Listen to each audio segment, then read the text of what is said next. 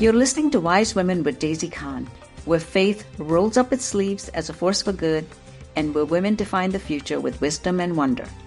I'm Daisy Khan, author, speaker, and a Muslim woman who spent her life wrestling with a messy, miraculous collision of faith and real life. And kindly subscribe wherever you get your podcast.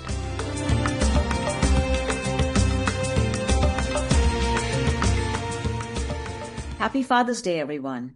Today we're talking about a truth we don't say enough: how fathers shape the world, not just through discipline or paychecks, but by how they see their daughters. When fathers choose to empower their daughters, they don't just change one life, they change generations. My father was not a scholar. He didn't give me pep talks. He was a footballer who loved to play. When I was a little girl, he approached me with a big smile, dangling a pair of shiny red boxing gloves with white laces. And I had been bullied, and he said to me, "You're the third of 3 daughters, and I want to teach you how to defend yourself." These gloves were not about throwing punches. They were about agency. And I treasured these because they meant that my father had confidence in me. And these gloves always spoke to me. You matter. Your safety matters. Your voice matters. And with this confidence that he instilled in me, I feel like I have been ready to move any mountain, even when society says I can't lift a finger. I wore these gloves when I moved to America for my arts education. I wore them when I challenged leaders who defined our faith with archaic attitudes. I wore them to unite Muslim women to reclaim rights stripped away over centuries. In fact, since that day, I've never really taken them off, but I've been quietly passing them on to my sisters around the world. I send my gratitude today to my father, Nazir Ahmed Khan. This is him, for making me who I am today. He's such a great man, he actually wrote a book at the age of 92 about his life.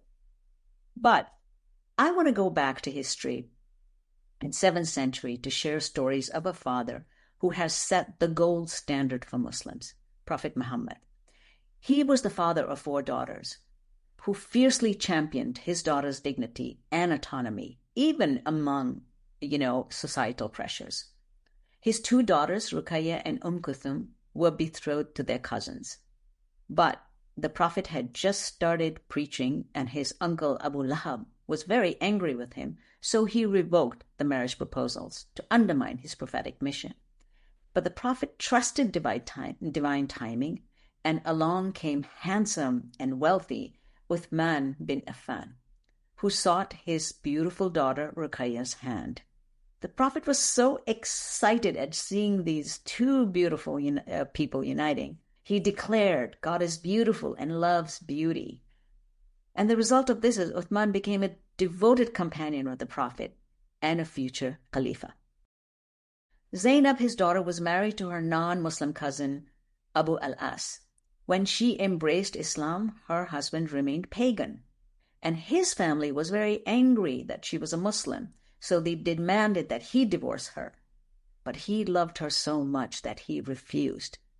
And even though he was not a Muslim at this point, the Prophet let them stay married, because Khadija affirmed to him God smiles on true love, because Khadija and Prophet Muhammad were very much also in love, and they understood what love is.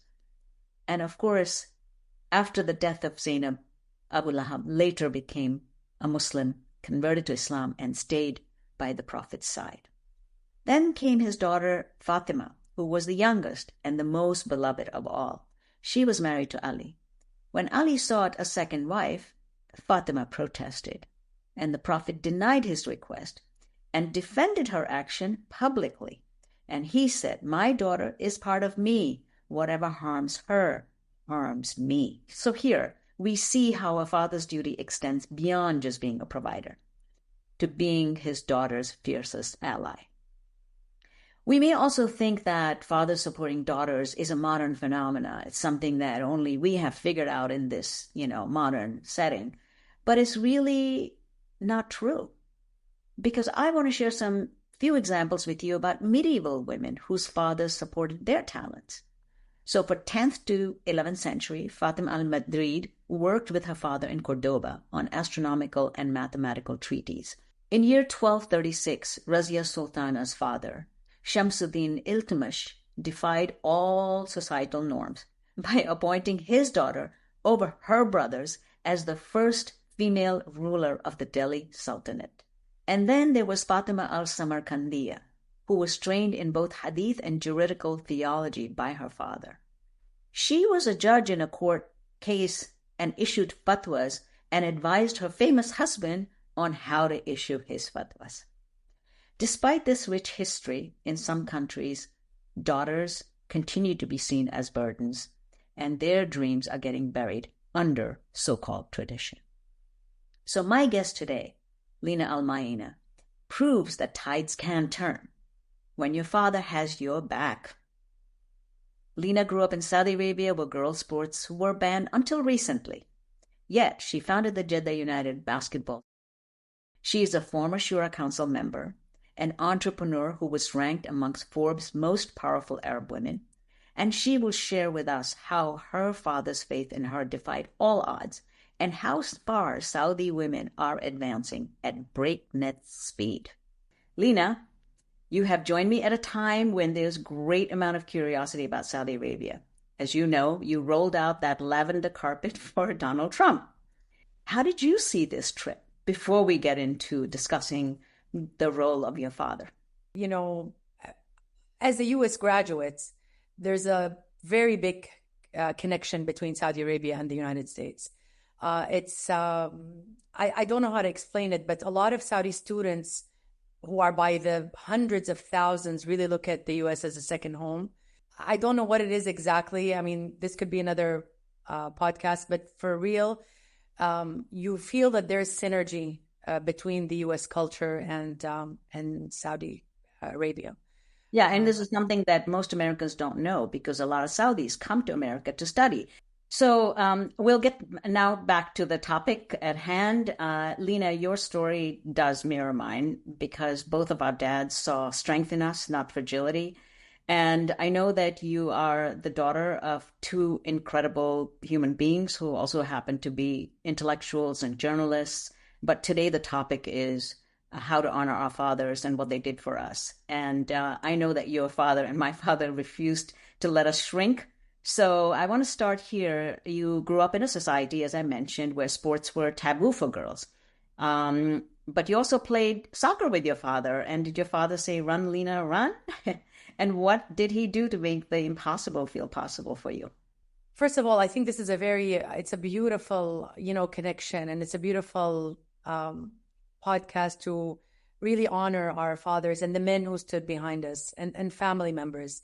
It was my father who was a great supporter, especially in the field of sports at a time where it was absolutely taboo. It was absolutely, I don't want to say the whole of Saudi Arabia, but I want to say for certain segments in Saudi Arabia was definitely not just not encouraged. It was immoral for parts of the country.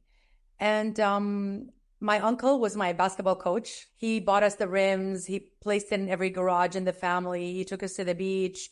Or when we traveled, I remember playing cricket in Hyde Park with my father.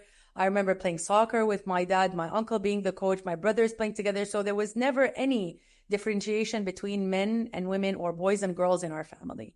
It was really by merit. It was, it was just you as a child, whether you were a girl or a boy.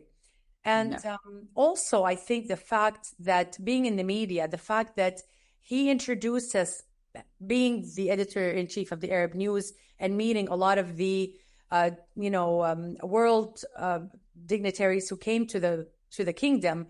I remember vividly meeting Muhammad Ali Clay, who came for pilgrimage. That encounter had something to do with what I pursued in life in terms of career. It was a universal language. It was the connectivity that really brought nations together, that built friendships, that actually was able for, as an athlete, to express his identity, whether his religious or national identity, through that champion. Today, I have a torn meniscus. I have an injury, but I love the feeling, how I feel when I play, and the ecstatic feeling you get when you're on the court, when you're running, when you're exercising.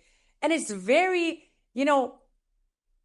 all my life prior to Vision 2030, because that is the turning point in the history of women in Saudi Arabia, and being also women in sports in Saudi Arabia.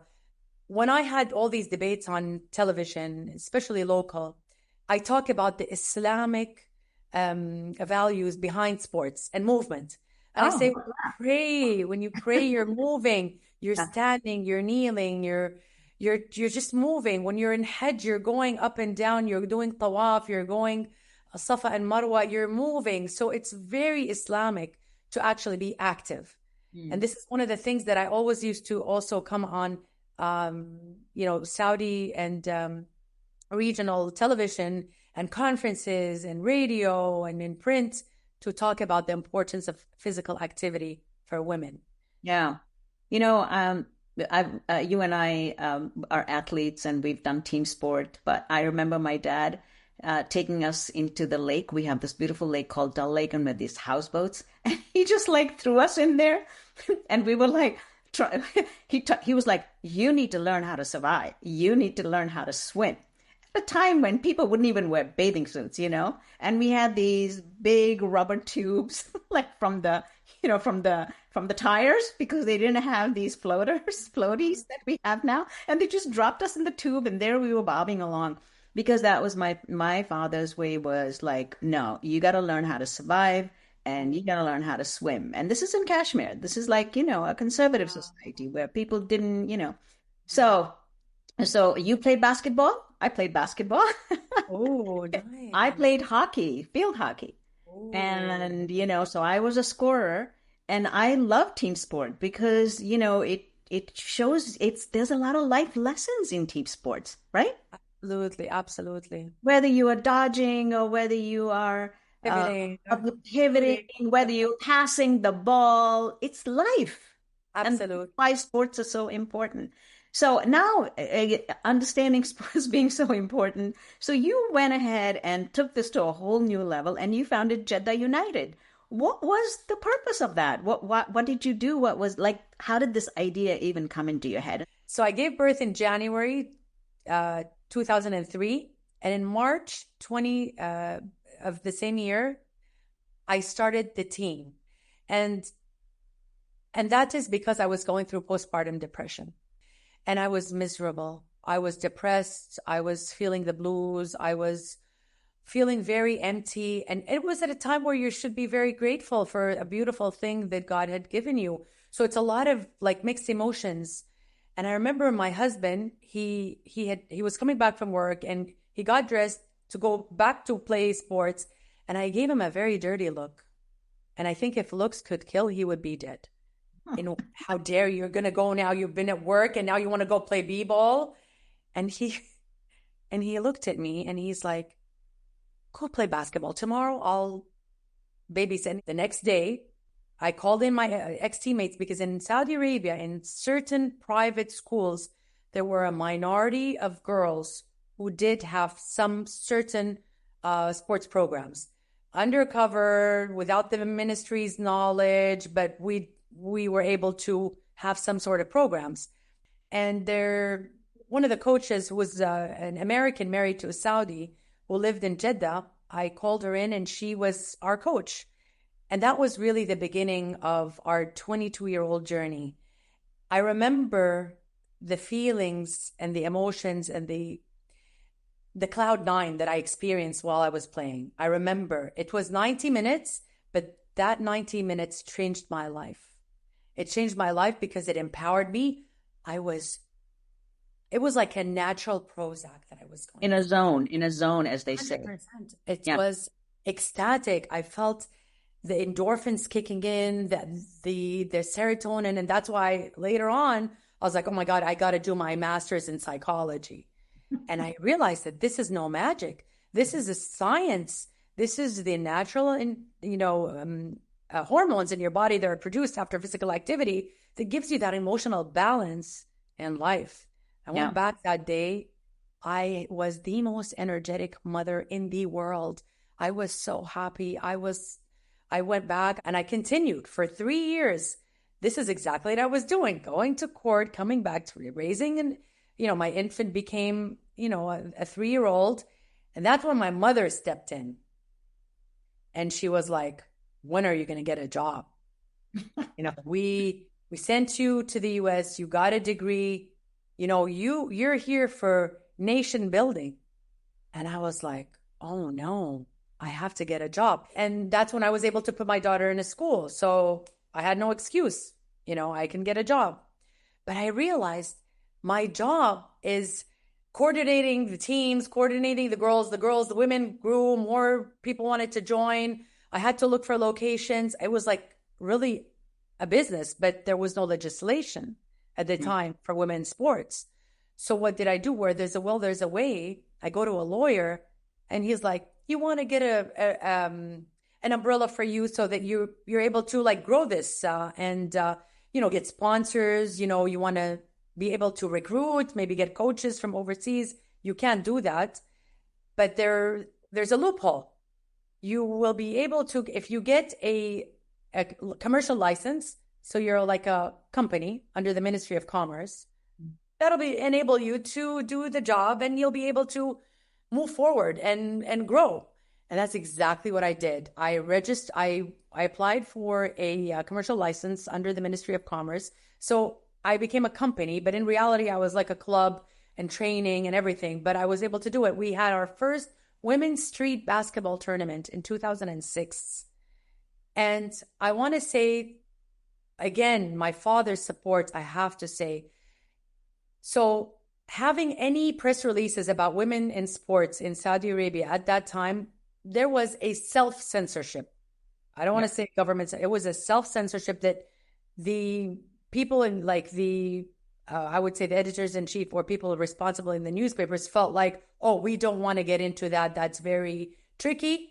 But my father said, I will publish your press releases because these were events.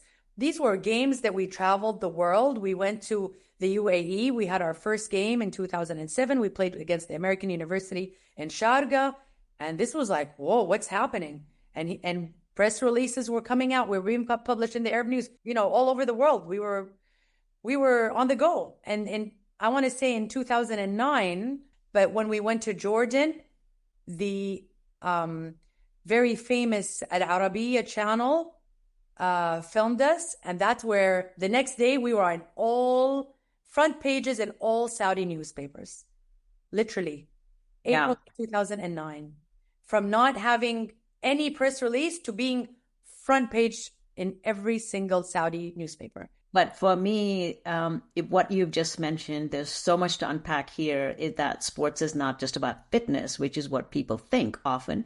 But for you, it was actually a remedy to mental health issues. And when you get involved in sports, like you said, it's almost like a remedy.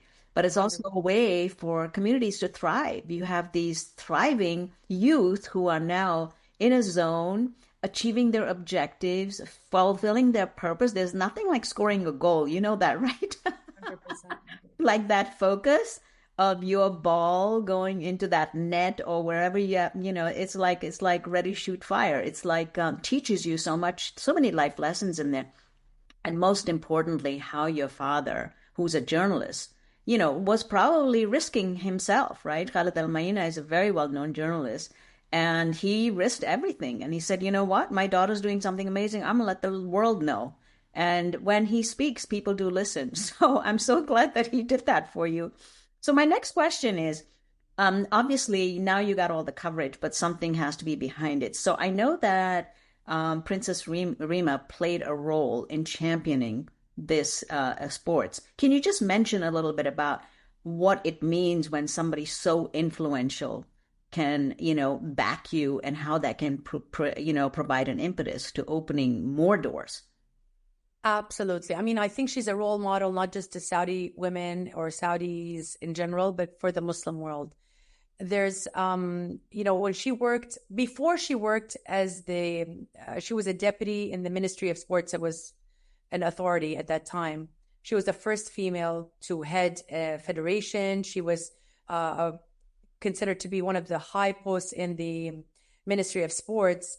But before that, she had a lot of game-changing events in Saudi Arabia, even prior to her position in the Ministry of Sports. So she was heading so many activations under the Zahra Society, which is a breast cancer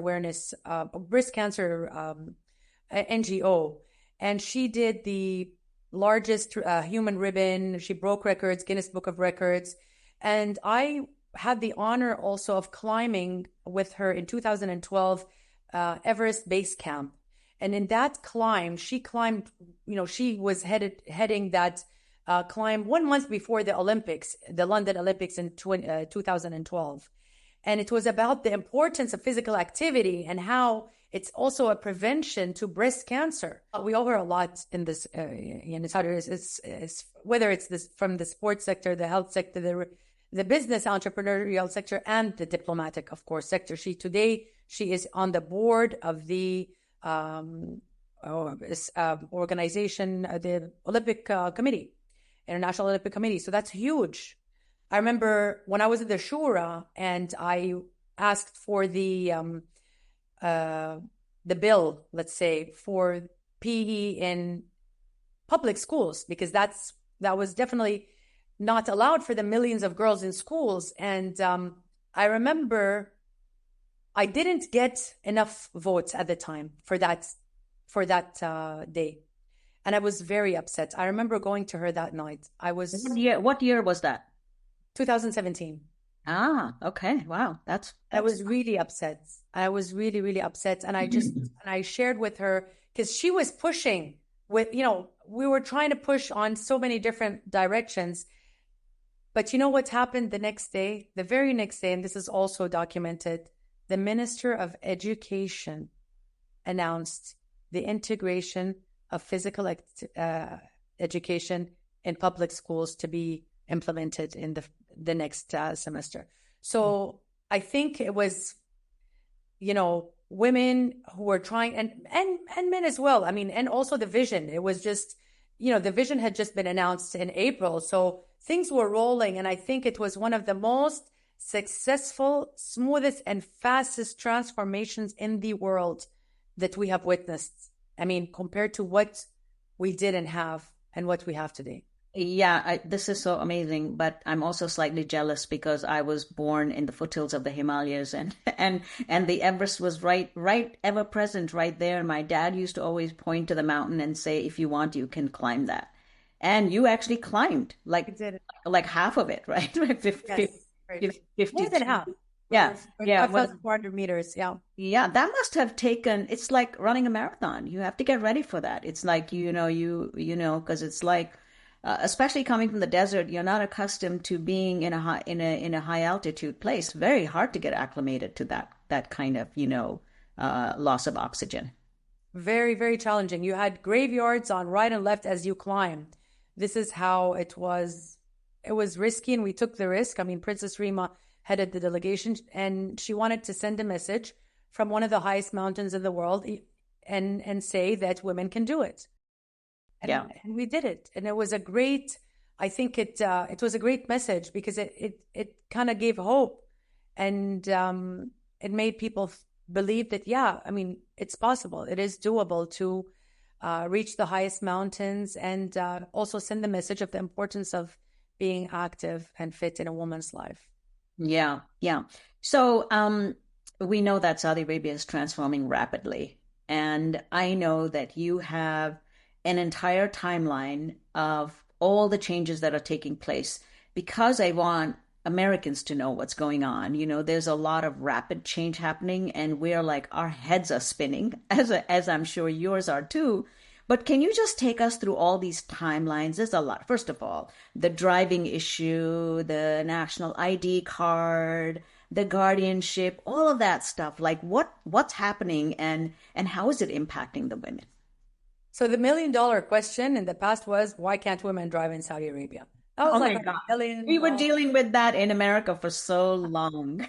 It's kind of like the same in terms of women evolution and how women across the globe have evolved and have gone through transitions until they reach to where they are. And there's still always room for improvement. They're still not out there yet in terms of where we want to reach. Um, but of course, we've come a long way. And I think that, for women, you asked about the milestones. I want to say, in my experience, that there was Saudi Arabia and there's a new Saudi Arabia. Mm. And the new Saudi Arabia is marked with the announcement or Vision 2030. Really, that is, I want to say, before and after. So this is when everything started changing. We really transformed. I mean, the driving, I look at it as not just driving a vehicle, but it's really driving a nation and driving the world as part of the global, as a global citizen. So that is the empowerment that we were given by the king himself. This wasn't a legislation. This was a royal decree. And it happened in 2018. So when we look at it, it's not that long ago, but it seems like a very long time ago because everybody's just so busy trying to reach targets with Vision 2030 targets. Yeah. And we surpassed so many, like the women in workforce. So the women in workforce, our target was reaching 30% by 2030. We're at almost 35%. And we're not even, we're 2025. So there are so many things, the opening our borders to the world.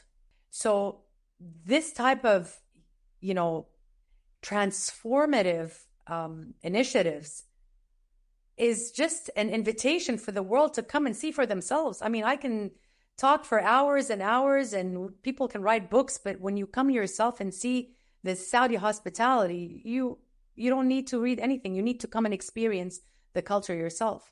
And there are so many projects today. Obviously, we have so many UNESCO sites. I mean, when you look at Jeddah and you read the history of Jeddah, it's one of the most feminist cities in the world. Jeddah in Arabic means grandmother. Yeah. And it is believed to be based on our mother Eve. If people believe in the biblical story of Adam and Eve, this is believed to be the descent of Eve and where she resides.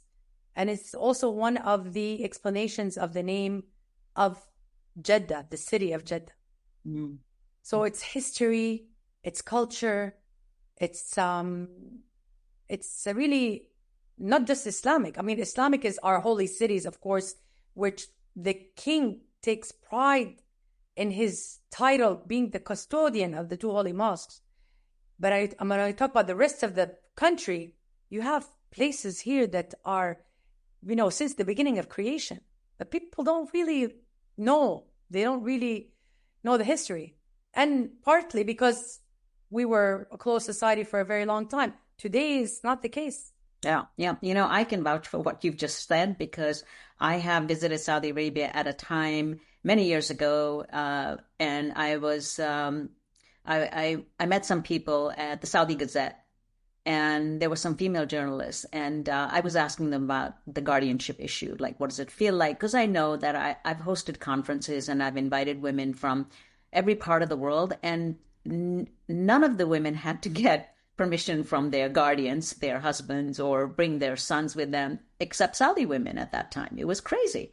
Like the most accomplished women needed to have either somebody, accompany them or they needed to get permission from them, even to leave the country and go to a conference. So that was then. And now, just recently, a couple of years ago, I was in Saudi Arabia. And the changes that I saw and the hospitality of the youth, because most of the people at the conference were young men and young women.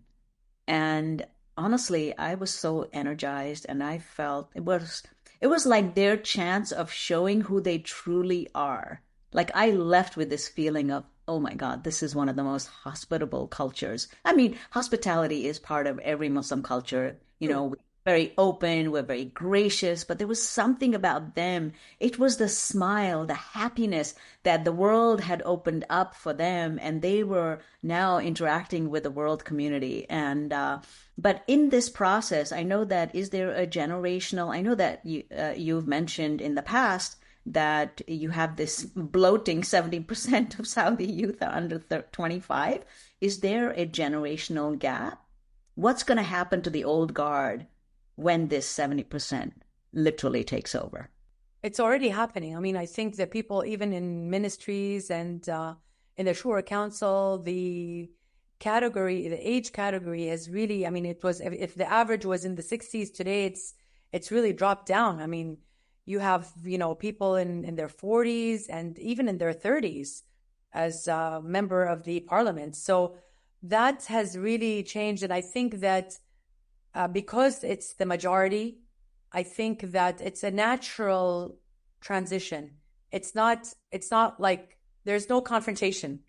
If I were to say that it's just a smooth transition, with the majority, the young majority, leading the country and building the country. Yeah. So does something make you nervous when things are moving so fast and everything is left in the hands of the younger generation who don't necessarily have all the wisdom, the life? I mean, they bring a lot of energy, new ideas, new insights, lots of great ideas. But what about holding on to tradition? Is that something that makes you nervous? So this generation is not in the leadership yet. I mean, we still have people in their 40s who they're gonna get there, but they're not there yet. They're more in lower, they're still getting up the ladder. But I think I see what you're saying, and I agree that even as a mother of two daughters, I feel like it's very important. The responsibility is on the parents to really make sure that the identity, the cultural value, the religious values are there. And that is the role of the parents. Yes, I think I'm not nervous. I really believe in shock therapy. And this is what our Crown Prince mentioned in one of his interviews to one of the international TV channels. That was the only way that it was going to happen this fast. We weren't going to convince society that women should drive, or that we should have music, or that we should have cinemas or theaters or whatever. Had we waited for that, it would have still been another 10 years or so for it to happen. But it happened it was happening instantly. However, I do think, yes, we have a very big concern here as a parent with the language. There's an erosion of the language, the language of the Quran. I'm going to be very honest. It should be the responsibility of the household, the mother and the father. If you feel like your kids, because they're in international schools, or if they're abroad or whatever, you should be responsible enough to make sure that there is that, teaching, whether it's language, whether it's religion, whether it's the values. That is what parenthood is all about. We can't expect them to learn it from the streets. I mean, of course, media has a responsibility. The schools have a responsibility. Of the parent, yeah, of course. And now I understand why this, being that 70% of Saudi youth are under 25, now I understand why the appeal of Wahhabism is pretty much disappeared, because the younger generation didn't grow up with it. They're very worldly people, and it was very restrictive, and it seems like no one's talking about Wahhabism anymore. It's sort of gone, and where did it go? It's gone. It's just it's kind of like it never existed in terms of, I mean, again, Wahhabism, there's so many definitions, there are so many ways of defining it. So it was certain segments in the country who had those misconceptions and misinterpretation of Islamic texts. And they were a minority, but they were very loud. But the fact that there's nothing at all that hurdled the transition tells you that it was definitely a very small segment that maybe was very loud and out there. And that's why it's not there anymore. It's just really... Yeah. And I think that, if anybody is listening from the ruling party, maybe there should be a ministry of transition that actually looks at what needs to be preserved. Like you said, language is very important. If people lose their language, they lose their culture. And we've seen that repeatedly. Whoever has the lingua franca rules the world.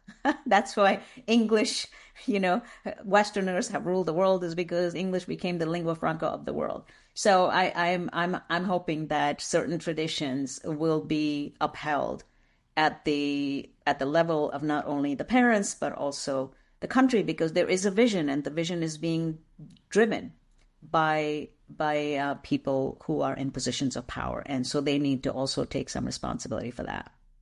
Now, I know that your dad has fought Islamophobia since 9/11.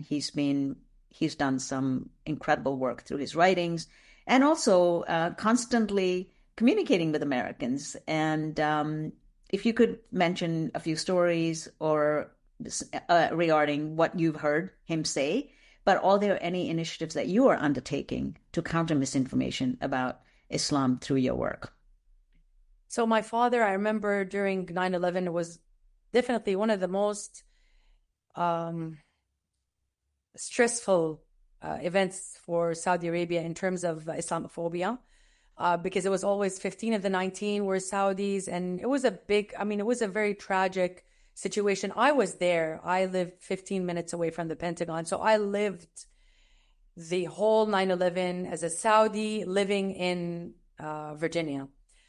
And it was tough times, really. And I think what the Arab News has done, don't forget, this is pre-social media.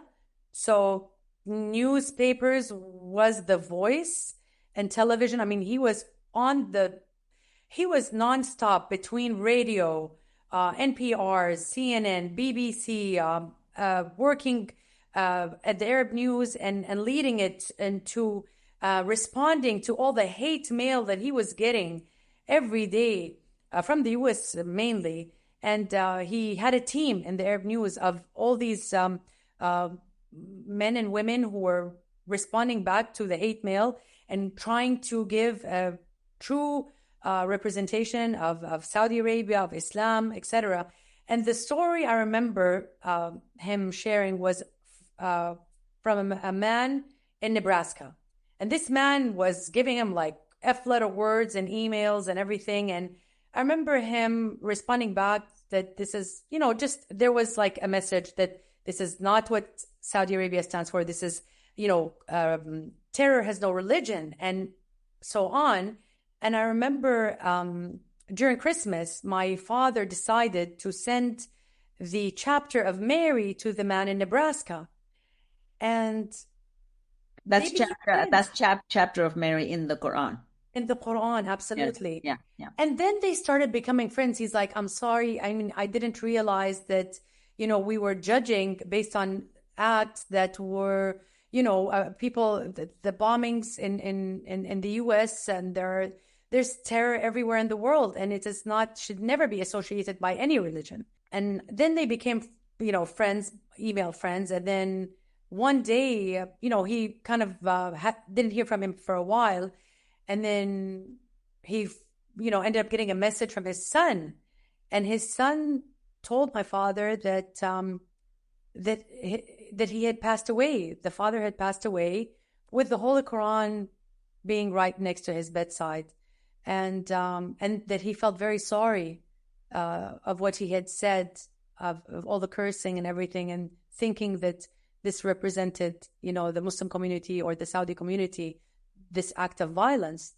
And this is just one story to show you the power of media. But today, when you talk about Islamophobia, today the millennials and all these, TikTokers, they are, the ambassadors to their own identity. Yeah. As far as what we're doing in terms of on a personal level, I think that just doing what we're doing, like I said, sports being a universal language, and that's how we communicate with the world. It is just our way of representing ourselves and our religion, our culture, our values through sports. That's how we do it. Islam is not about a country. Islam is global. It's not for Saudis, it's not for Americans, it's for the world. Mm-hmm. And we as Muslims see ourselves as an extension of Judaism and Christianity. You cannot be a Muslim unless you believe in Moses and Jesus and Mary and Abraham and Noah and Jacob and Adam. So there's a lot of connectivity. People need to focus on the similarities rather than the differences. Yes, absolutely. I am with you on that one. So, Lina, you've shown how sports can transcend politics, language, and even religion, right? Just like we had the ping pong diplomacy that thawed U.S.-China relations. How about we suggest that the new battleground be in the arena of sports diplomacy so we can peacefully resolve long-standing disputes between nations and peoples? Wouldn't that be wonderful if we could just get on a field and I think we haven't penetrated the sports diplomacy power of sports diplomacy yet. I think that's definitely there's so many initiatives that can come out of it. They can really change the world. Yeah. So, Lina, I really want to thank you for your conviction and the leadership and how you are shaping future generations in Saudi, and of course, the model that you've become for so many people. And so I want to just ask you any words of wisdom you'd like to share with fathers, daughters, or Americans. Obviously, I think I've said it before that how respecting and honoring your parents, I think that is the source of that is the secret of our success, really, and how in the Muslim societies, family is sacred. I think that there's a lot that we can do together when we have global unity and global peace. I know for sure that there are so many great ideas that if we put our heads together, we can definitely even solve a lot of conflict that is happening today through the language of sports. I mean, I think having friendly games across the globe is a great way of connecting. Wow, thank you so much, bringing people together and showing the shared humanity that we all have. So I am going to thank you again, Lina, for being my guest, for sharing this incredible insight into what's happening in Saudi Arabia, but also honoring your father. So for some daughters out there, I know that Father's Day may sting because dad isn't there. Maybe he's left, maybe he's emotionally distant. Well, don't worry. If it's you, find a mentor who champions your light. You definitely deserve it. And to every dad listening, your daughter's future is in your hands. When I was young, my dad asked me before he went on a trip, "What do you want?" And I said, "A paint box." And he bought me a paint box, but without a canvas. And then we didn't know where I was going to paint, so he just pointed to the bedroom wall. And he said, "What's this wall for?" So I spent a month painting a mural and won my first award. That wall became my passport to America, to an arts education, and to the life I'm leading today. So I want every dad, go buy a boxing glove, soccer cleats, science or art kit for your daughter, and then step back and watch your daughter soar. Please share this episode with a father or daughter or anybody that needs it. Tag us on Wise Women with Daisy Khan, with Fathers Who Empower. Let's fill the feed with stories of dads who dare to dream bigger for their daughters. Until next time, keep swinging, keep scoring, Lina, and let's keep rising. I'm Daisy Khan, and this is Wise Women. And please stay tuned for our next episode, Juneteenth, Faith, Freedom, and the Forgotten Stories of Enslaved Muslims. Discover how Islam's earliest teachings on liberation reverberated across oceans, and why Juneteenth isn't just a date, it's a doorway to justice today. This episode will truly inspire you. It'll challenge some ideas and also stay with you long after the final words. I thank you very much. Thank you for joining me on Wise Women. If something stirred in you today, don't let it stop here. Share this episode with someone who needs it. Reflect on what resonated for you, and definitely plant one seed of change, however small. Remember, you do matter, and your actions have a ripple effect. But none of us can rise alone. To explore more resources and ways to get involved, do visit my website, daisycon.com. And don't forget to subscribe, rate, and leave a review, because every click is your way of amplifying this message to others. Wisdom isn't just heard, my friends, it's lived. So let's live it. Until next time, stay wise and stay rooted.